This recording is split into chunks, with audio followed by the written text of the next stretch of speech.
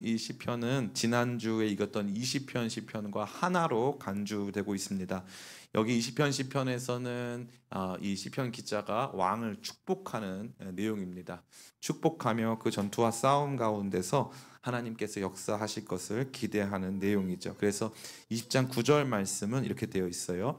여호와여 왕을 구원하소서, 우리가 부를 때에 우리에게 응답하소서, 이렇게 되어 있습니다. 그러니까 시편 20편은 축복의 말씀이에요. 아직 이제 시작되지 않은 전쟁에 출정하면서 이 왕의 출정과 왕의 군대의 출정을 주님 손에 올려드리면서 승리를 기도하는 그런 내용을 담고 있습니다. 근데 시편 21편에 보니까 1절과 2절 같이 한번 읽어보겠습니다. 1절과 2절. 시편 21편 1절과 2절입니다. 같이 읽습니다. 시작. 여호와여 왕이 주의 힘으로 말미암아 기뻐하며 주의 구원으로 말미암아 크게 즐거워하리이다. 그의 마음의 소원을 들어 주셨으며 그의 입술의 요구를 거절하지 아니하셨나이다. 아멘. 그러니까 20편에 축복하고 기대하고 소망했었던 기도의 내용이 21편에는 성취가 됐다는 거예요. 그래서 이 내용은 승리의 노래입니다. 그래서 이 노래에 보면요, 기뻐하며 즐거워합니다. 이런 내용이 많이 등장하죠. 6절에도 그가 영원토록 지극한 복을 받게 하시며 주의 앞에서 기쁘고 즐겁게 하시나이다. 그리고 13절에도 여호와의 주의 능력으로 높임을 받으소서, 우리가 주의 권능을 노래하고 찬송하게 하소서. 그러니까 20편에 등장했었던 축복과 기원의 내용이 성취되고 그 승리가 점차적으로 이루어짐으로써 지금 이스라엘 백성들이 왕을 중심으로 해서 왕의 군대와 이스라엘 국가의 승리를 축하하고 감사하고 기뻐하고 있는 내용이라고 보시면은 아마 가장 확실한 내용이라고 볼 수 있을 것 같습니다. 이러한 내용을 우리가 같이 바라보면서 생각해야 될 것은 우리에게 주어진, 신자에게 주어진 승리가 무엇인가 하는 내용이에요. 저와 여러분들은 지금 승리하는 삶을 살고 계십니까? 아멘. 우리 건영이 승리했어요? 네, 건영이 보니까 굉장히 승리한 것 같아요. 승리자의 미소가 보입니다. 제시기도 오늘 고생 많았는데 승리했나요? 아멘. 네. 우리 일상은 우리로 하여금 승리감을 갖게 하기에는 많이 부족합니다. 일상에서 매번 매 순간 도파민이 분비될 것 같이 정말 충만한 승리의 기쁨을 가득하게 해줄 만한 사건이나 또 그러한 상황이 나타나진 않는 거죠. 최근에 이 노벨 문학상에 우리나라의 한강이라고 하는 작가님이 수상하셨어요. 대한민국 역사에 길이 남을 아주 위대한 업적이 아닐 수 없는데요. 그러한 일들이 빈번하게 이루어지지는 않습니다. 작가의 삶에서도 기대할 수 없는 것이죠. 그 정도로 이 삶의 성취와 승리라고 하는 것은 쉽사리 주어지는 것이 아니에요. 근데 기독교인들은 늘 승리를 말합니다. 이 승리가 늘 오해받죠. 그래서 수적으로 많아지고 또 상황적으로 개선되고 또 자본이 축적되고 축적된 자본을 통해서 윤택한 삶을 누리고 하는 방식으로 승리가 오해되곤 하였습니다. 근데 오늘 이 말씀은 기독교인이 누리는 승리의 진면목이 무엇인가를 저와 여러분에게 보여주고 그 승리의 삶을 사는 우리 가운데 있어야 한 마땅한 태도, 마땅한 모습이 무엇인가를 저와 여러분에게 보여주고 있습니다. 그러기 위해 이 말씀은 우리는 분석할 필요가 있어요. 시편 21편 말씀은 크게 두 가지 부분으로 생각해 볼 수 있습니다. 우리 1절부터 6절까지가 한 개의 부분이 되죠. 이것을 왜 1절부터 6절 한 개 덩어리로 나눌 수 있냐면요. 여기 보면은 시편 기자가 노래하는 대상이 시편 기자가 이 노래를 이렇게 헌사하는 대상이 2인칭으로 기록되어 있는데 그 2인칭이 바로 하나님이에요. 여호와 하나님. 그래서 1절에 여호와여, 그죠? 왕이, 그러니까 여호와 하나님이 2인칭, 이 노래를 받으시는 분이시고 이 노래의 내용은 왕이, 그랬으니까 왕이 3인칭으로 되어 있는 거예요. 그러니까 1절부터 6절까지는 하나님께 드리는 기쁨과 감사의 찬양이 되는 거죠. 그 다음에 7절부터 뒤이어 등장하는 12절까지의 내용은 여기 등장하는 왕은 성경에 사실 이 왕이라는 표현이 없어요. 원문 성경에는 이 왕이라는 표현이 등장하지 않습니다. 그래서 이걸 뭐라고 하냐면은 당신이라고 되어 있어요. 당신. 그래서 7절에 당신이 여호와를 의지하오니 지존하신 이의 인자함으로 흔들리지 아니하리이다. 당신의 손이 당신의 모든 원수를 찾아내며 당신의 오른손이 당신을 미워하는 자들을 찾아내리로다. 당신이 노하실 때에, 그리고 10절에 당신이 그들의 후손을 땅에서 멸하며 11절에 비록 그들이 당신을 해하려 하여 음모를 꾸몄으나 이르지 못하도다 라고 되어 있어요. 그러니까 이 시편은 정확하게 두 가지 다른 방향을 보여주고 있는 거예요. 1절부터 6절까지는 하나님께 승리에 대하여 감사하면서 드리는 노래고요. 그 뒤에 등장하는 7절부터 12절까지의 내용은 이 백성들이 왕을 향해서 혹은 이 승리를 지금 경험하고 있는 대상을 향해서 그가 살고 있는 이 삶의 내용이 무엇이냐, 그리고 당신에게 어떠한 승리가 추가적으로 더 계속적으로 임할 것이냐를 보여주고 있는 것이죠. 그러니까 우리는 이 두 부분에 걸쳐 이 내용을 생각해 볼 수 있어요. 그럼 첫 번째는 무엇일까요? 따라해 볼까요? 이미 이루어진 승리. 예, 이미 우리 가운데 주어진 결정적이고 돌이킬 수 없는 승리가 있다라는 것을 의미하는 것입니다. 그래서 여기 보니까 이미 모든 것은 다 성취가 되었습니다. 그래서 뭐라고 되어 있습니까? 1절부터 2절에 여호와여 왕이 주의 힘으로 말미암아 기뻐하며 주의 구원으로 말미암아 크게 즐거워하리이다. 그의 마음의 소원을 들어주셨으며 그의 입술의 요구를 거절하지 아니하셨나이다. 이미 과거형이에요. 이미 이루어진 거죠. 그래서 그 내용은 무엇입니까? 3절에 주의 아름다운 복으로 그를 영접하시고 순금관을 그의 머리에 씌우셨나이다.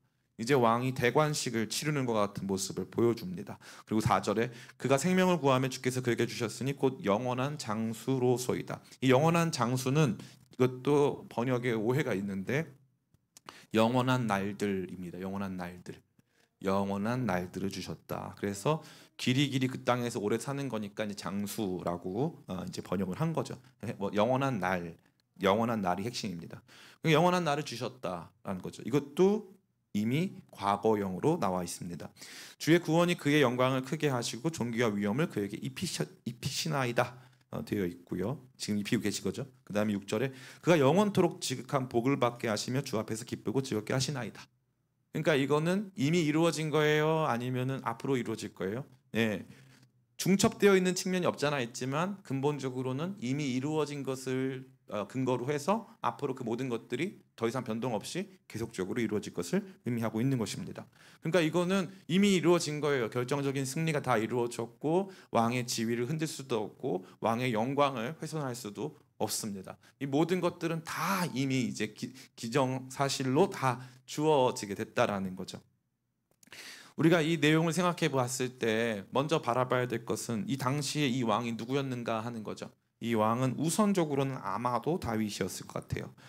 아마도 다윗이 이 노래를 지었고 또 이 노래를 사람들로 하여금 부르게 했을 것 같습니다. 하나님께서 그에게 주신 삶이 어떠한 것인가? 그는 이미 승리를 경험했고 하나님께서 그에게 약속하신 모든 것들은 그에게 이미 우선적으로 성취되었다라는 것입니다. 그는 앞으로 자기에게 어떤 일이 일어난다 할지라도 이미 주어진 이 모든 승리와 축복이 전혀 자기의 삶에서부터 동떨어지지 않을 것을 알고 있고 믿음으로 선포하고 있는 것입니다.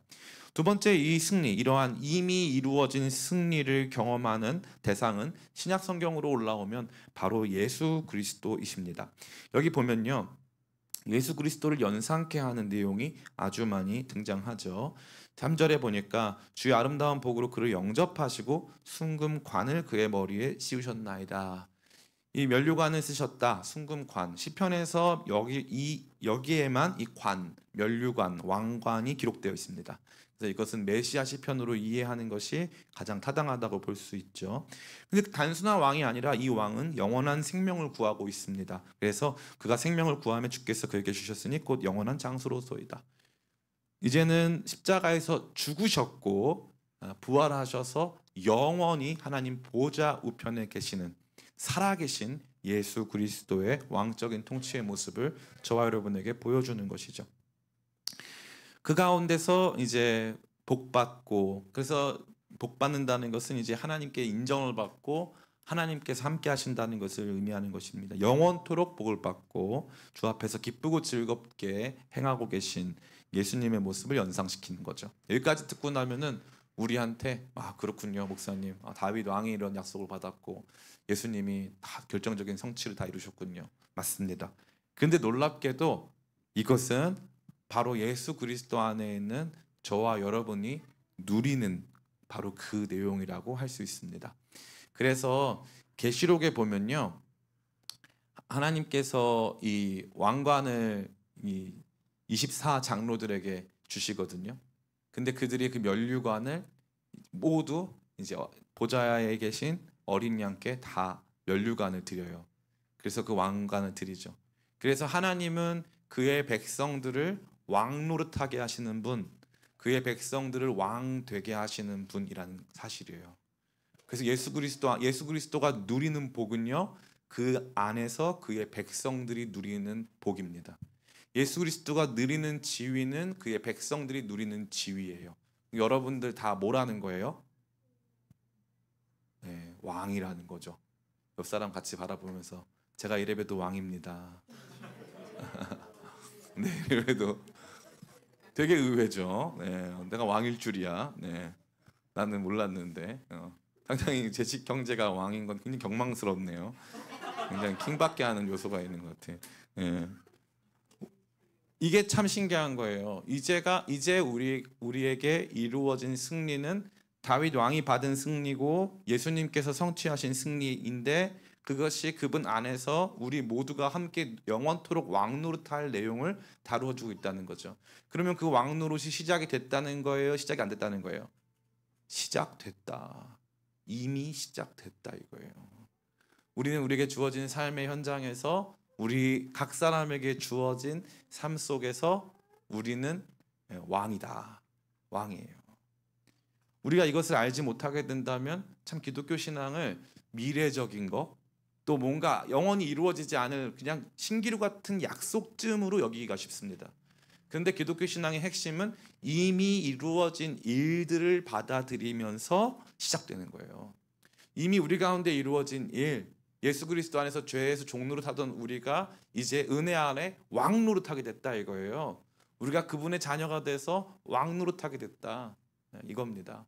이게 우리 기독교 신앙이 표상하는 복음의 가치예요. 우리가 사회적으로 어느 지위에 있든지 얼만큼의 돈을 벌든지 어떤 건강 상태에 있든지 얼마나 잘생겼나 못생겼나 우리는 다 하나님께서 우리를 왕자와 같이 공주와 같이 대접하시고 이 땅 가운데서 왕 노릇하게 하시는 주권자의 자녀들이다라는 것을 이 말씀은 보여주고 있어요. 이미 이루어진 것. 승리하는 삶의 핵심은 바로 이미 이루어진 승리를 받아들이는 것입니다. 이미 이루어진 승리의 복과 거기서 일어나고 있는 놀라운 감격에 반응하여서 기쁘고 즐거운 삶의 태도를 가지고 삶 속에서 하나님을 기뻐하고 찬양하며 감사하는 삶, 그것이 우리 승리를 이미 얻게 된 성도들의 마땅한 모습이다라는 것을 전 여러분에게 꼭 말씀드리고 싶어요. 제가 그저껜가 어저껜가 이제 어떤 이 자매를 신방을 했는데, 이제 이 친구는 굉장히 뭐 외모도 너무 예쁘고 너무 발랄하고, 그래서 저는 이제 대화를 나누는데 굉장히 부잣집 딸인 줄 알았어요. 근데 요즘 시대에 그런 사람도 있더라고요. 팔남매 넷째래요. 근데 팔남매가 전원 다 보육원에 산대요. 아빠가 엄마를 맨날 때리고, 아빠가 너무 무섭고, 아빠가 맨날 구치소 들어가고, 그런데 팔남매, 그래서 아빠가 엄마를 때리는 것 치고는 두 분이 사랑하시는 것 같다 그랬어요. 때리는데 팔남매를 어떻게 나, 그죠? 신기하더라고요. 놀라웠어요. 근데 또 그 와중에 그 엄마는 아빠가 구치소 가 있으면 또 바람을 피고, 그렇게 해가지고 또 나오면 또 아빠한테 맞고 막 이러면서 그 아이의 삶을 봤는데 너무 비참한 거 있죠. 너무 비참해요. 살아왔던 모든 시간들이 너무 비참해. 그래서 이제 본인이 요구해서 보육원에 갔대요. 본인이 원해서. 집에서 도저히 살 수가 없어가지고. 그리고 큰 언니가는 일찍 죽고, 그래서 7명만 남았는데 동생들도 어디 있는지 잘 모르겠고, 그 표현을 쓰더라고요. 우연치 않게 둘째 언니랑 연락이 닿아서. 20살짜리가 그런 표현을 쓰는 거 처음 봤어요. 요즘 사람들이. 저는 몇 년 전 얘기를 하는지 몰랐어요. 제가 그 친구한테 그랬어요. 그 친구 이름을 부르면서 아무개야, 너는 하나님이 너에게 주신 선물이야. 그 말이 뭐냐면은 예를 들어 우리 건영이가 있으면 제가 건영이를 사랑하니까 건영이는 하나님이 건영이에게 주신 선물이라 이 말이에요. 건영이의 얼굴, 건영이의 키, 뭐 건영이의 뭐 할 수 있는 능력, 이 모든 것은 하나님이 건영이한테 주신 선물이라는 거예요. 선물. 그럼 우리 생각 그럴 수 있죠. 하나님 선물을 차은우로 주시지 왜 저를 박건영이로 줬습니까? 이건 아닌 것 같아요. 그럴 수 있죠. 그럴 수 있죠. 그런데 너무너무 놀랍게도 이 자매가 그 말을 딱 듣는데 엉엉 우는 거예요. 너무 고맙다는 거예요. 너무 고맙다. 자기는 몰랐다는 거예요. 저도 몰랐어요. 40살이 훌쩍 넘는 동안 사실 몰랐어요. 제가 그동안 믿었던 기독교 신앙은 극복의 신앙이었어요.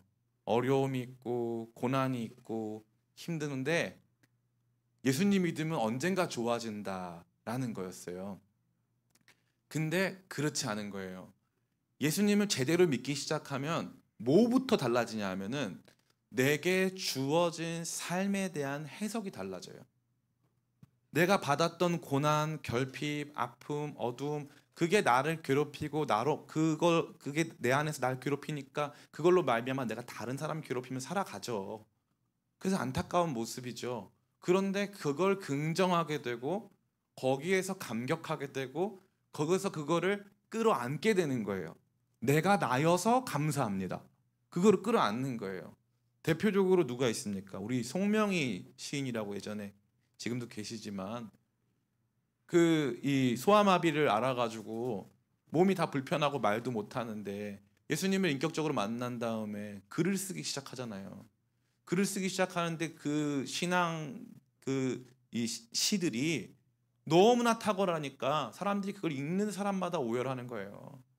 그게 무슨 의미가 있습니까? 공평하신 하나님이 나 남이 있는 것 나 없지만 나 남이 알지 못하는 것 깨달았네. 공평하신 하나님이 나는 왜 이런 집안에서 태어나가지고 이런 어려움을 겪게 하시고 그랬느냐, 그런 거는 이제는 아닌 거예요. 그냥 하나님께 감사하고 하나님께 영광 돌리고 주님 나는 이미 내 삶에서 성공하고 승리했습니다를 고백하는 거예요. 저는 예전에 이게 싫었어요. 맨날 목사님들이, 제가 아는 어떤 큰 교회 목사님이 있는데 맨날 페이스북에 오늘도 우리 예배 승리했습니다 맨날 쓰는 거예요. 그 교회가 이제 3대 세습했거든요. 교회가 100년 됐는데 교회를 한 70년쯤 하셨어요. 그 집안에서. 좀 얄밉잖아요. 교회도 엄청 커요. 얄밉잖아요. 근데 너무 열심히 하세요. 근데 그 목사님 좋은 분이에요. 열심히 하세요. 근데 맨날 뭐 승리했다고 하니까 조금 이렇게 비판적인 시선으로 보려면 얼마든지 비판적인 시선으로 볼 수 있잖아요. 그런데 이제 알게 된 거예요. 아, 이게 지혜고 하나님 승리하셨다. 하나님께서 일하신다. 내 삶은 지금 그러한 모습으로 복받은 삶이다 라고 고백하고 인정하는 것이죠. 우선적으로 들려진 하나님을 향한 감사와 찬양, 또 하나님께서 우리 가운데 베풀어 주신 것이 무엇인가를 보게 하는 이 힘은 저와 여러분 모두로 하여금 이 땅 가운데서 진정한 승리를 누리라고 강권하고 있는 것입니다. 강권하고 있는 거예요. 여러분 그러한 의미에서 승리를 누리시기 축복합니다. 가을날 하늘이 여러분에게 승리를 노래하라고 말하고 있어요. 시원한 바람이 여러분에게 승리를 노래하라고 말하고 있습니다. 이 한강 작가의 이야기를 들으니 참 재밌어요. 원래 아이를 낳을 생각이 없었는데 남편이 와서 그랬대요. 그래도 이 아이가 있으면은 여름에 수박 애가 맛있게 먹으면 좋지 않을까? 그래서 수박 맛을 좀 보여주면 어떨까? 그랬대요. 근데 한강 작가가 깔깔깔 웃으면서 정말 나한테 아이가 있다면 그 아이한테 이 수박이 진짜 맛있는 이 수박 맛을 한번 보여주면 좋겠다 싶어서 애를 낳았대요.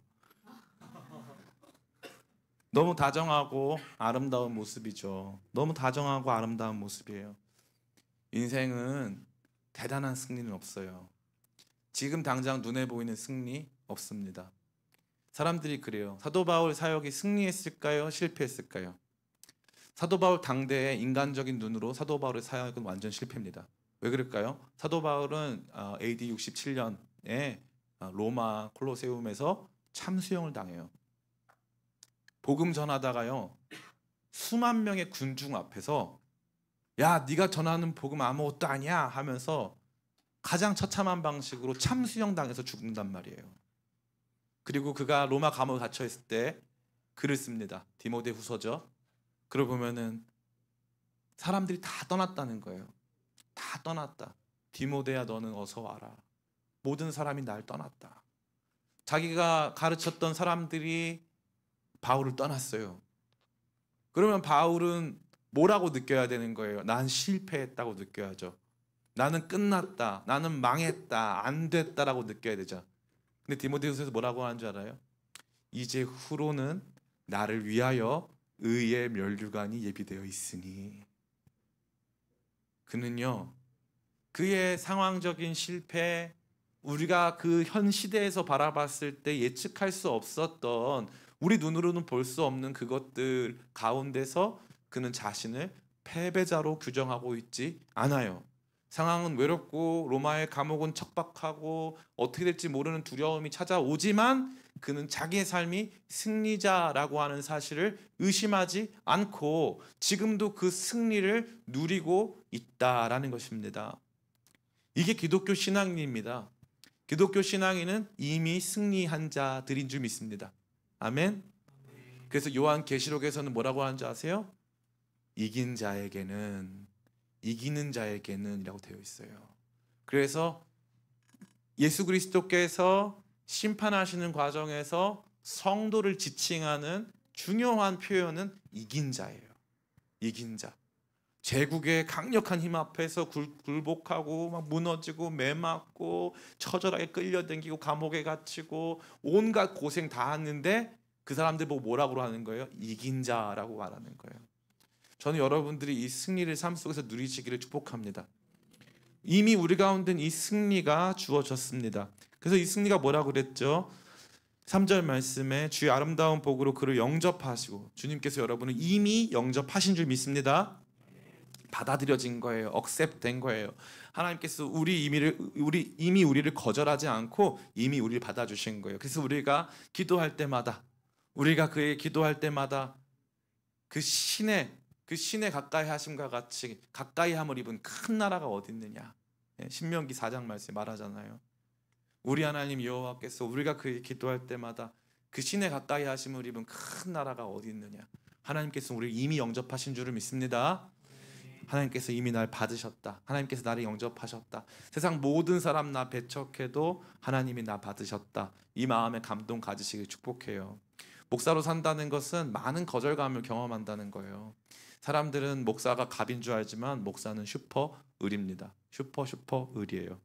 사람들은 목사에 대해서 쉽게 평가하고 스스로 어떻게 그 이미지를 딱 만들어 가지고 정죄하려고들 하죠. 그러한 과정에서 상처받고 뒤로 물러나고, 그래서 받아들여지지 못해요. 성도들끼리는 친하지만 성도들과 목사는 결코 친해질 수 없습니다. 시간이 가면 갈수록 그런 것들을 많이 느껴요. 같이 뭘 먹고 싶은데 잘 껴줍니까? 안 껴줍니까? 잘 안 껴줘요. 그래서 제가 뭐 먹고 있다가 제가 딱 들어가면 목사님 드시겠어요? 하는데 이제 약간 불편한, 그래서 영접받지 못하는 불청객이 될 때가 참 많이 있다. 그걸 느끼죠. 그건 단순히 뭐 제가 농담 반 진담 반으로 드렸지만 성도들과 목사 목회자의 차이 때문만은 아니에요. 어디에서건 마찬가지인데 여기 청년들 많이 있지만 시간이 가면 갈수록 영접이란 단어, 환대, 환영, 이 단어가 너무 귀해요.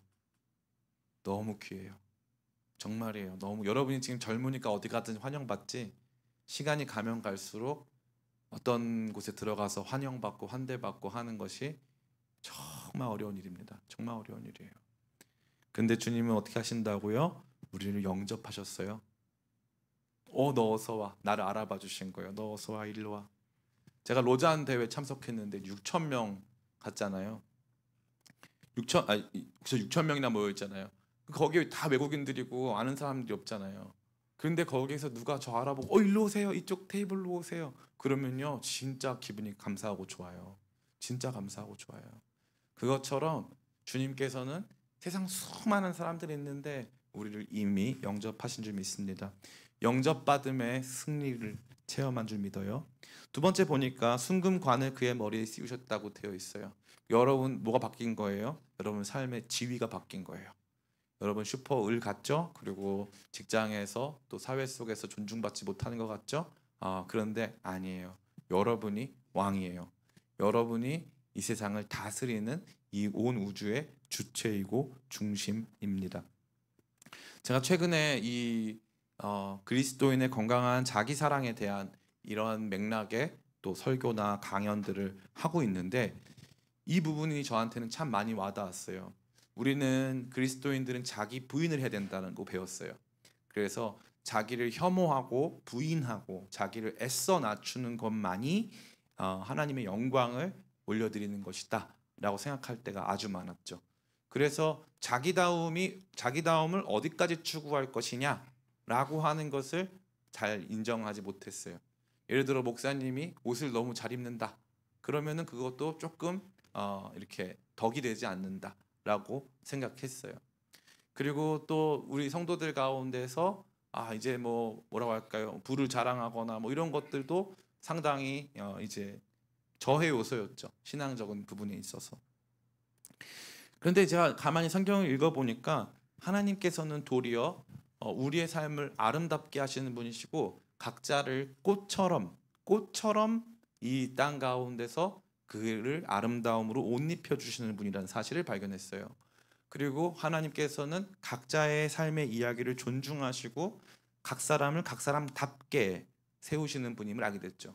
누군가와 비교해서 왕이 되는 게 아니었음을, 누군가와 경쟁해서 왕이 되는 것이 아니었음을, 우리는 이미 그분 안에서 거룩한 면류관을 받고 그분 안에서 주님과 함께 왕 노릇하는 존재로 부름받은 각자의 소중한 삶임을 발견하게 된 것입니다. 4절 보니까 또 영원한 생명이 이미 주어졌습니다. 그가 생명을 구하며 주께서 그에게 주셨으니 곧 영원한 장수로소이다. 주실 것이라고 되어 있어요? 주셨다고 되어 있어요? 네, 주셨다고 되어 있어요. 그럼 영생은 죽어서 받아요? 지금 받아요? 지금 받는 거예요. 영원한 생명은 지금 받는 거예요. 이걸 사람들이 너무 몰라요. 영원한 생명은 어디 있어요? 우리 안에 있어요. 우리 안에 있어요. 우리 안에 이 두 생명이 충돌하고 경쟁하고 있어요. 그래서 죽을 옛사람이죠. 죽을 몸의 옛사람, 이 옛사람의 죄성이 새로운 사람, 새 사람, 그리스도의 생명으로 태어난 새 사람의 생명을 저해하는 방식으로 나타나요. 그래서 육체의 소욕은 성령의 소욕을 거스리거니와라고 되어 있단 말이에요. 옛사람, 즉 다시 말해서 죽을 육신의 욕망에 갇혀 있는 옛사람의 모습이 우리 안에 있는 새로운 생명의 이 역사를 지속적으로 방해해 간다 이거죠. 그 말은 우리 안에 이미 새로운 생명이 시작됐다는 거예요. 됐다는 겁니다. 그걸 언제 느낄 수 있어요? 기도 많이 하고 예배 끝나고 집에 돌아가고 밤에 눕고 이러면은 갑자기 막 은혜가 차오르고 막 이럴 때가 있단 말이에요. 주님을 알게 되고 진리 가운데 사로잡혀서 깨닫게 되고 그러면 막 이건 내가 이 땅 가운데서 누릴 수 없는 생명이에요. 이거는 영원한 생명이 맞아. 그거 막 우리 안에 있단 말이에요. 그러니까 영원한 생명은 이미 주어진 줄 믿습니다. 이 영원한 생명이 우리 가운데 있기 때문에 우리는 죽어서도 영원히 살 것을 아는 거예요. 영생을 맛보며 주 안에 살리라 돼 있잖아요. 오늘도 내일도 주 안에 살리라. 영생을 맛보는 거예요. 이 영생의 맛을 여러분이 받느냐 안 받느냐가 여러분을 어떠한 종류의 그리스도인으로 만드냐를 결정한다 이 말입니다. 그러고 나서 제일 재미있는 말씀이 어디입니까? 7절 같이 한번 읽어볼까요? 시작. 왕이 여호와를 의지하오니 지존하신 이의 인자함으로 흔들리지 아니하리이다. 아멘. 지존하신 이의 인자함. 이 인자함이 뭐냐? 헤세드. 헤세드는 뭐냐? unfailing love. 그래서 절대 포기하지 않는 사랑이란 말이에요. 절대 포기하지 않아요. 절대 포기하지 않는 사랑. 절대 포기하지 않아요. 이 사랑은 절대 끝나지 않아요. 하나님이 결코 사망이나 생명이나 천사나 권세자들이나 그 어떤 것이라도 그리스도 예수 안에 있는 하나님의 사랑으로부터 우리를 끊을 자가 없다고 되어 있어요. 이 사랑이 우리 안에 있는 줄을 믿습니다. 그러니까 진짜 우리는 승리한 거예요. 이미 그 왕으로서 우리 각자가 왕으로서 하나님께 면류관 받고 이 땅 가운데 왕노로 타고 있고요. 생명이 우리 가운데 있고요. 하나님 사랑이 우리 가운데 있는 거예요. 아무리 우리가 개떡같이 살아도 하나님 우리를 사랑하신다. 목사님 그럼 개떡같이 살아도 됩니까? 그러면은 개떡같이 살아도 하나님께서 사랑은 하시는데 사랑하시니까 좀 많이 맞아요. 되게 아파. 그래서 개떡같이 살질 못해. 하나님 사랑의 등살에 개떡같이 살 수가 없어요. 없습니다. 어저께도 제가 어떤 목사님 만났는데 우리 둘이 아는 전도사님 한 명 있어요. 이 전도사님이 너무 탁월하고 똑똑한 전도사였는데 이제 애 놓고 이제 전도사 사역하니까 그 둘이 아무리 전도사 두 명이 돈을 벌어봤자 애 하나 키우기가 어려운 거예요. 그러니까 전도사님이 이제 환경미화원에 지원해가지고 환경미화원을 해요. 근데 전도사님이 너무 잘생겼어요. 너무 잘생기고 너무 멋있는 사람이고 아주 진짜 근사한 사람이었어요. 근데 이제 자기가 사역 현장을 떠나니까 나이도 젊어요. 사역 현장을 떠나니까 사역 현장 떠나서 지금 2년이 넘도록 3년이 넘도록 한 번도 교회를 안 갔대요. 그리고 매일 술로 살아요. 매일 술로 살아요. 지금도 아내는 사역을 해요. 근데 그 남편은 술로 살아요. 저를 얼마나 좋아하는지 제가 인근 그쪽 부흥회 인도하러 갔는데 자기 그걸 번 돈으로 저 한우 사 먹인다고 와가지고 나를 얼마나 극진히 대접하는지 눈물이 다 나더라고요. 그래서 이제 그 전도사님 얘기를 같이 나눴어. 근데 이제 저한테 그러더라고요. 그 목사님 기도해달라고 해서 내가 사실 그랬어요. 근데 내가 그 전도사님 잘 알잖아. 돌아올 거야. 하나님의 사랑이 그를 강권할 거야. 하나님이 그를 찾아가실 거야. 하나님이 그를 만나 주실 거야. 그가 사역에 대해서 오해하고 있었고 삶과 신앙과 하나님 나라에 대해서 완전한 이상주의에 빠져 있었어. 하나님 그거 다 꺾으시고 모세처럼 다시 부르실 거예요. 내가 그 얘기를 많이 나눴거든요. 우리 신자들이 이제 이 승리로부터 결코 떨어지지 않으면 우리가 이 승리를 강하게 붙잡고 있기 때문이 아니에요. 심지어 우리는 이 승리를 제대로 누리지도 못하고 대부분의 경우에 나는 승리하지 못한 사람인 것처럼 패배주의에 빠져 살지만 그럼에도 불구하고 여전히 이 승리가 우리 가운데 유효하고 이 승리를 우리가 붙잡고 있으면 우리 때문이 아니라 이 승리를 우리 가운데서 한 번도 뺏지 않으신 하나님의 사랑인 줄 믿습니다. 하나님의 신실하신 사랑이 우리 가운데 계속 승리를 주고 있는 거예요. 여러분 자녀들에게 여러분 주변의 사람들에게 날마다 이 말씀을 증거하시기를 축복합니다. 하나님은 저와 여러분을 절대 포기하지 않으세요. 절대 포기하지 않으시고 지금도 주신 그 승리, 너 이 승리 붙잡고 다시 일어나라고 다시 우리 가운데 매일매일 찾아와 권면하시는 줄을 믿습니다. 이미 이루어진 주님께서 주신 놀라운 승리를 붙잡고 누리며 기쁨과 감사로 즐거움 가운데 사시기를 축복합니다. 두 번째는 아직 이루어지지 않은 승리의 부분이 되겠습니다. 그것이 바로 7절부터 쭉 등장하는 이제 12절까지 등장하는 내용이 되겠죠. 여기 보니까 이제부터 이 승리가 결정적으로 임한 승리가 철저하고 완벽하게 이루어질 때까지 승리한 왕은 승리한 하나님 백성, 하나님 자녀가 싸워야 하는 싸움이 있다는 거예요. 싸워야 하는 싸움이 있다. 승리했기 때문에 모든 싸움이 멈춘 다음에 승리했다는 게 아니에요. 이미 승리한 사람이 싸워야 하는 싸움이 있다는 거죠. 잔당들이 남았다 이거죠. 잔당들이 남았다. 싸움의 대세는 기울었고 모든 것은 결정 났다. 그런데 그 이후에는 이제 우리가 찾아가서 그들과 싸우기만 하면 그들은 우리 가운데 항복하고 우리는 그 승리를 우리의 삶의 모든 영역에서 확정적으로 누리고 또 선포할 수 있다라고 말하고 있는 거죠. 그래서 여기 보니까 이렇게 되어 있어요. 우리 8절 같이 한번 읽어보겠습니다. 8절 같이 읽습니다. 시작. 왕의 손이 왕의 모든 원수들을 찾아내며 왕의 오른손이 왕을 미워하는 자들을 찾아내리로다. 아멘. 그래서 지금 찾아내야 되니까 왕을 미워하는 자들은 숨어 있다는 거예요? 아니면은 이렇게 활보한다는 거예요? 그렇죠. 왜 이렇게 똑똑하세요? 숨어 있다는 거예요. 지금 그래서 우리가 싸우고 있는 이 전투는 대대적으로 이렇게 양측이 딱 완전히 합쳐져 가지고 막 이렇게 몸을 뒤엉켜서 싸우는 싸움이 아니라 우리의 대적들은 숨어서 우리를 노리고 있고 우리는 그들을 무시하는 것이 아니라 그들이 어딘가에 숨어 있다라고 하는 가정을 가지고 승리를 쟁취하면서 싸우고자 하는 이 승리한 그럼에도 불구하고 여전히 싸우고 있는 전사와 같이 그들이 어디에 있는가를 파악해 가는 거죠. 그들이 어디에 있는가를 파악해 가는 것입니다. 굉장히 중요한 거예요. 삶의 어느 지점에 우리를 미워하는 자들, 우리를 넘어뜨리려고 하는 자들이 있는가라고 보는 거죠. 제가 시편을 뭐라고 말씀드렸습니까? 시편에 등장하는 악인을 특정 개인이나 다른 사람들, 민족들, 세력들, 나라들로 가정할 경우에 시편을 가장 안 좋게 해석하는 방식이라고 했죠. 그래서 사람들이 어떻게 돼 있습니까? 여기 보니까 이제 8절에 왕의 손이 왕의 모든 원수들을 찾아내며 왕의 오른손이 왕을 미워하는 자를 찾아내리로다. 그러면 이제 각자 나의 원수와 내가 미워하는 자들을 연상을 합니다. 그래서 우리 많은 권사님들은 남편 아니면은 남편이가 아니면은 이제 시댁 식구들, 뭐 나를 힘들게 하는 사람들, 그런 사람들이 맞네 은혜를 받아요. 그래가지고 막 보니까 왕이 노하실 때 그들을 풀무 불같게 하실 것이고 여호와께서 진노하사 그 불이 그들을 소멸하리로다. 무섭습니다. 신앙생활 무섭게 하시는 거예요. 나를 미워하는 자들 불이 그들을 소멸하리로다. 우리 그 표현 있잖아요.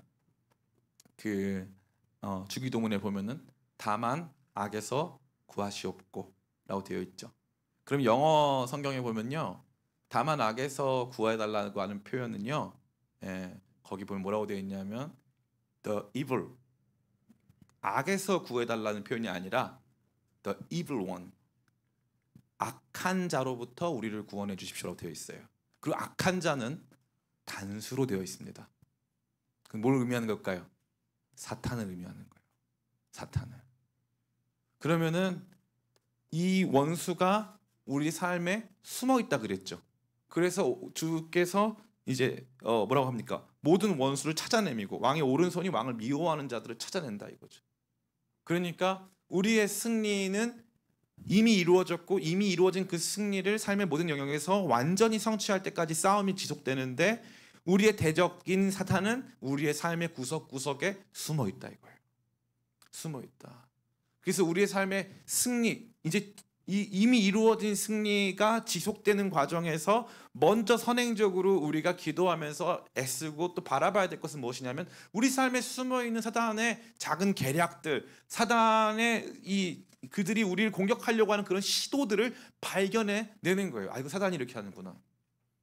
야, 이거 사단이 이렇게 우리를 유혹하네. 이렇게 우리를 힘들게 하네. 그거를 딱 발견하는 거예요.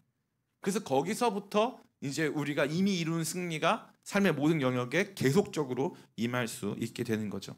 아직 우리가 이미 이뤘지만 아직 완전히 이룬 것은 아니에요. 그러니까 이제부터 우리 삶 속에 이 승리를 계속적으로 해나가기 위해서 저와 여러분들 안에 이 깨어있음이 필요하다라는 것입니다. 뿐만 아니라 이들이 어떻게 합니까? 여기 보니까 이렇게 되어 있어요. 11절 말씀 같이 읽겠습니다. 시작. 비록 그들이 왕을 해하려 하여 음모를 꾸몄으나 이루지 못하도다. 아멘. 이 말씀을 보니까 그들이 어떻게 한다고 그랬어요? 그 왕을 해하려고 해가지고 음모를 꾸몄다 이거죠. 그 사단은 끊임없이 음모를 꾸미고 함정을 놓고 계략을 하고, 그래서 복이 있는 사람은 이 죄인들의 길에 서지 않는다고 했잖아요. 죄인들의 길. 죄인들의 길이 뭐냐면은 죄인들의 길이 죄인들의 방법이에요. 계략, 함정. 겉으로는 표면적으로는 좋게 말하는 것 같아 보이지만 내면에 들어가 보면은 굉장히 이 사람들을 올가매고 그들이 힘들게 하려고 하는 그런 책략들을 말하고 있습니다. 그럼 이 말은 뭐예요? 이 말은요, 이미 우리 가운데 우리에게 왕관이 씌워지고 영원한 생명이 주어졌고 하나님의 사랑이 끝나지 않고 우리 가운데 계속적으로 부어질 것이지만 그럼에도 불구하고 이 땅 가운데 우리가 이미 이룬 승리를 점차적으로 확대해 나가는 싸움이 있다 없다? 있다는 거예요. 싸움이 있다. 그래서 우리의 승리의 이 이미와 아직까지 이 상태 속에 놓여 있다라고 하는 내용을 이 말씀이 저와 여러분에게 보여주고 있습니다. 오늘 말씀 끝났어요. 여러분들 하나님 안에서 이미 승리 얻은 자임을 믿으시기 축복합니다. 이미 승리 얻은 자예요. 감사하세요. 기뻐하세요. 즐거워하세요. 그리고 하나님 안에서 이미 승리 얻은 자에게도 뭐가 있다? 싸움이 남았다. 승리한 사람으로 싸우시기를 축복합니다. 네, 승리한 사람으로 싸우세요. 승리한 사람으로. 실패한 사람으로 싸우지 마시고 승리한 사람으로 싸우시기를 축복합니다. 약간 바보가 돼야 돼요. 약간. 사람들이 그런 말 하잖아요. 정신 승리했다고. 저는요, 정신 승리란 말이 참 좋은 말 같아요. 그러면요, 보세요. 상황에서 승리하지 못했어. 그럼 정신까지 패배하면 무슨 패배죠? 완전한 패배예요. 정신이라도 승리해야 될 거 아니에요. 저희가 그걸 몰랐던 거예요. 제 예전에 모토가 뭐냐면 내일은 없다였어요. 오늘 최선을 다하자. 그러면 무슨 뜻이냐면 오늘 결과가 나와야 돼요. 내일은 없으니까, 오늘밖에 없으니까 오늘 최선을 다하는 게 내 결과다라고 생각했어요. 근데 그렇지 않더라고요. 오늘은 오늘의 싸움이 있고 내일은 내일의 싸움이 있어요. 결과는 난 이겼다. 이긴 사람으로 싸운 거다. 내일도 또 싸울 거다. 또 이긴 사람으로. 내일 좀 지는 것 같아 보여도 걱정하지 마라. 나는 이긴 사람이다. 이게 정말 정말 중요하더라고요.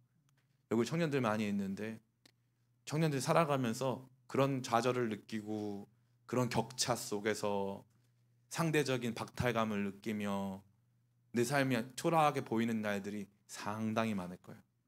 그런데 신자의 삶은요, 이미 이루어진 승리 속에서 기뻐하고 감사하며 우리에게 주어진 사단 마귀와의 싸움을 감당해 내는 거예요. 이게 가장 지혜로운 삶의 방식이에요. 우리가 특정한 무슨 대학을 나오고 어떤 기업에 들어가고 그래도요, 갑자기 암에 걸리면 아무 의미가 없어요. 갑자기 문제가 발생하면 아무 의미가 없어요. 그냥 아무것도 아닌 게 돼버리더라고요. 제가 그때 알았죠. 야, 이게 이 게임이 아니었구나. 돈 많이 버는 것도 별거 없어요. 별거 없어요. 저희가 작년에 이제 그 김포 쪽에 살았는데 그 김포에 잠깐 살았던 아파트가 너무 좋아가지고 제가 그 생각을 했어요.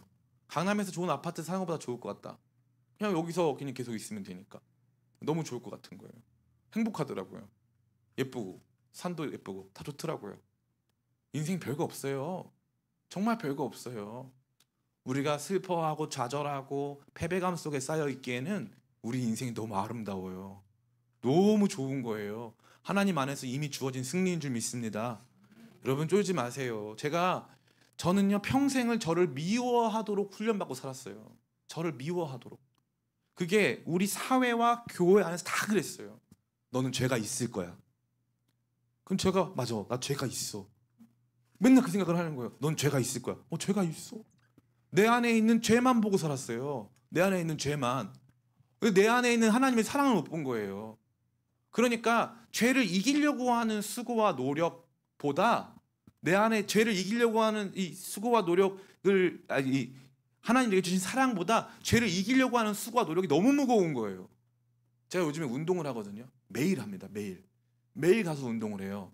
그러면 운동 가서 제일 많이 보는 게 뭔지 알아요? 거울을 제일 많이 봐요. 예뻐졌어요. 거울을 제일 많이 봐요. 그래야 운동하고 싶어요. 신기하죠? 운동하니까 내 체내에 혈압이 어떻게 되고 그건 잘 안 봐요. 거울 보니까 예뻐졌어. 운동해야 되겠다. 기쁜 거예요. 신앙생활은 운동하는 거예요. 육체의 연습은 약간의 유익이 있거니와 경건은 금생과 내생의 약속이 있느니라. 신앙생활은 운동하는 거예요. 거울 보면서 야, 그래도 감사하다 하면서 기뻐하면서 즐거워하는 거예요. 근데 그동안 저는 저를 미워하는 방식으로 신앙생활했어요. 미워하는 방식으로. 성경이 나를 미워하라 그랬어요? 죄를 미워하라 그랬어요? 죄를 미워하라 그랬어요. 근데 나는 나를 미워하고 나를 어떻게 윽박지르고 계속 아무것도 못하게 함으로써 의를 이루는 줄 알았어요. 아니에요. 착각이에요. 착각. 그리스도 예수를 사랑하고 그분을 높이고 그분을 귀하게 여김으로써 내가 그분 안에서 그분과 같은 형상으로 변화되는 것을 체험하며 가는 거예요. 우리 가운데 죄 슬프죠. 죄가 있다는 거 보는 거 아프죠. 근데 그 죄를 이기고 승리하려고 하는 근본적인 태도는 승리자의 태도예요. 근데 그걸 몰랐어요. 사회에서도 제가 초등학교 5학년 때 제가 학교에서 얼마나 인싸였냐면은 초등학교 때 맨날 반장 부반장 이런 거밖에 안 했고 내가 선생님들이 맨날 심부름 시키잖아요. 제일 똑똑하고 괜찮은 애한테 심부름 시키잖아요. 모든 심부름 다 제가 했어요. 그럼 제가 심부름 하러 가잖아요. 심부름 하러 가면은 나를 맞이한 그 반이 있을 거 아니에요. 내가 4학년 3반인데 4학년 2반에 뭐 갖다 드리러 갔잖아요. 그럼 4학년 2반 선생님 요한이 왔구나. 너 노래 하나 불러. 맨날 그래서 맨날 가가지고 거기 가서 다 노래 부르고 댕기고 인기 짱이었어요. 근데 5학년 때 이름도 안 잊어버려. 김교수 선생님. 음마 아파트 살던 김교수 선생님. 나 잊지도 않아.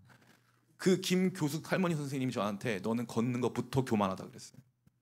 그 나는 몰랐지. 내가 걷는 게 교만한지 내가 어떻게 알아 5학년이. 저 그렇게 배웠어요. 걷는 것부터 교만해 보인다고. 너 태도가 마음에 안 든다고. 전 요즘에 좀 교만한 사람이 좋아요. 아무것도 모르는 사람이 좋아요. 그냥 나처럼 그렇게 눌려가지고 그냥 뭐 이렇게 누가 이렇게 하면 저 사람이 어떨까 저떨까 이딴 생각 안 하고 안녕하세요 막 하면서 그냥 기쁘게 사는 사람이 너무 부러워요. 왜냐면 우리는 그러면 욕 먹었거든요. 눈치 없다고. 정신 챙겨라. 눈치 좀 혼자 사는 세상 아니다. 안세영 선수가 얼마 전에 나와가지고 울더라고요. 난 부러워요. 부러워요. 그 선수의 삶이 부러워요. 저는 저 자신을 미워하도록 남 눈치 보고 공동체에 맞추고 나를 깎아내리면서 배웠어요. 근데 성경은 뭐라고 말해요? 주님께서 왕에게 금관을 씌워주시고 그에게 영원한 삶을 주시고 그의 기도에 응답하시고 그를 승리하게 하셨다. 그는 승리자다. 하나님의 영원한 사랑 헤세드가 그와 함께한다. 그게 우리가 구원받은 우리가 받은 거 아닙니까? 맞죠? 구원받은 우리가 받은 거예요. 그러니까 그걸 의지해야 돼요. 하나님 다윗을 왜 사랑하는 줄 알아요? 다윗이 개판 쳤죠. 다윗이 무슨 개판 쳤습니까? 다윗이 아내가 많아요. 보통 많습니까? 자기의 제일 충성되는 그 신하 죽이고 뺏은 아내잖아요. 하나님이 엄청 싫어하셨죠? 근데 하나님 누구 제일 사랑한다고요? 다윗 제일 사랑해요. 그러면 죄의 크기가 하나님의 사랑을 낮췄나요? 아니죠. 다윗은요 죄를 졌어요. 다윗이 나단 선지자가 와가지고 당신 죄입니다 했더니 뭐라고 한다는 첫 마디가 내가 하나님께 범죄하였노라 라고 되어 있어요. 그럼 보세요. 다윗이 하나님께 범죄했어요? 바세바의 남편 우리아에게 범죄했어요? 우리아한테 범죄했죠. 그리고 다윗이 더 큰 의미로 보면 백성들한테 돈 받고 백성들한테 지지받아가지고 왕 된 건데 백성들의 이 지지를 외면한 백성들이 맡겨준 책임에 대해서 배신한 배임 행위잖아요. 일종의. 그럼 백성들한테 죄를 진 거죠. 다윗은 아니에요. 다윗은 안 그래요. 다윗은 내가 넘어졌지만 나는 하나님 안에서 넘어졌다 이거예요. 약간 반사회주의자 같아. 반사회적 행동을 해. 공감 능력이 없어. 내가 우리아가 나 때문에 죽어서 있던 표현 아니에요. 내가 하나님께 범죄했다. 근데 하나님은 그런 다윗을 너무 사랑하세요. 하나님은 다윗을 사랑합니다. 하나님은 다윗을 기뻐해요. 죄 때문에 슬퍼하는 일 성령께서 주시면 슬퍼하세요. 말할 수 없는 탄식으로 탄식하시는 성령의 탄식을 듣는 날이 오거든요. 그날은 많이 슬퍼하세요.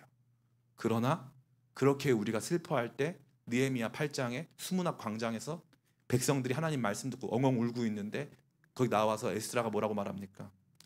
여호와를 기뻐하는 것이 너희의 힘이라. 하나님을 기뻐하세요. 우리의 그 더럽고 추악한 죄악을 십자가에서 도말하시고 우리를 다시 그럼에도 불구하고 의롭게 칭하시고 우리의 그런 더러운 죄에도 불구하고 성령님 우리를 떠나지 않으시고 우리를 거룩하게 하시는 주님을 바라보면서 찬양하며 기뻐하는 거예요. 찬양하며 기뻐하는 것이 신앙생활의 핵심입니다. 제가 이번에 그 우크라이나 친구들과 예배를 드리는데 그 친구들은 막 다 춤출 준비가 됐어요. 근데 한국 애들은 춤 안 춰요. 신기해요. 한국 애들은 예배 때 춤 잘 안 춥니다. 근데 거기 애들은 다 준비가 됐어요. 조금만 신나면 춤을 춥니다. 근데 제가 웃긴 게 뭔지 알아요? 그래 놓고 우리 애들은요 그 워터밤 그런 데 가. 그래가지고 막 여자애들이 헐벗은 데 가가지고 막 물 맞으면서 막 좋아해. 그런데 예배 때는 춤추고 이러지 않아요. 그러면 그 굉장히 뭔가 이렇게 낯설게 받아들이더라고. 그럴 때는 양반이에요. 선비예요, 선비. 근데 다윗은 내가 하나님 앞에서 뛰놀리라. 기뻐하고 춤추고 막 즐거워하고. 우리는 그게 없어요. 신앙생활에 기뻐하고 춤추고 즐거워하는 게 없어요. 제가 예전에 제일 싫어했던 목사님이 있어요. 지금 다 싫으면 다 말할 수 있어요. 구자억 목사, 트로트 목사. 제가 진짜 싫어했어요. 그래가지고 막 설교 시간에 대놓고 비판하고 그랬습니다. 그런데 그 구자억 목사님이 저희가 운영하는 쉐이커스 센터에 녹음하러 왔어요. 고객으로 왔어요. 그래가지고 그때 제가 극진히 모셨죠. 저는 엄청 싫어했는데, 근데 고객이니까 오셨어요 막 하고.